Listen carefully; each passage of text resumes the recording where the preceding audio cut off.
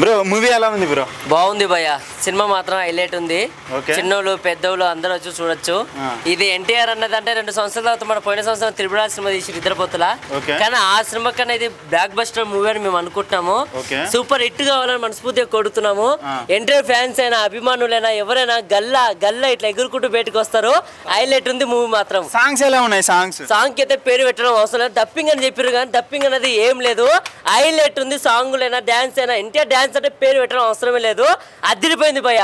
Fight దుమ్ములేసిపోతుంది భయ్య. బూజ్బం వస్తుంది. ఆయన ఫైట్ ఒక్కొక్కటి వేస్తుంటే హైలైట్ భయ్య. నిజంగా కేక భయ్య. ఎన్టీఆర్ కి పేరు పెట్టే మొగాడు పుట్టలేదు, ఉండాడు, రాడు. ఓకే ఓకే, అయితే ఫ్యామిలీతో చూడొచ్చు అయితే మూవీ. చెప్తున్నా, ఫ్యామిలీతో సహా వచ్చి చూడిపోవచ్చు. కేకే అదిరిపోయింది మూవీ మాత్రం. ఓకే, అయితే కొరటాల శివ గారు ఈసారి అయితే చాలా బాగా తీశారు అయితే మూవీ. కేక బ్లాక్ బస్టర్ మూవీ, 1000 కోట్లు పక్కా. బ్రో రాజమౌళి గారితో తీసిన తర్వాత ఏ సినిమా అయినా కూడా ఫ్లాప్ అవుతుందని ఒక పబ్లిక్ లో ఒక టాక్ ఉంది. ఇప్పుడు ఈ సినిమా ఎలా ఉంది? లాస్ట్ సినిమా కొరటాల గారి మూవీ ఆచార్య ఫ్లాప్ అయింది. ఈ సినిమా ఎలా ఉంది బ్రో?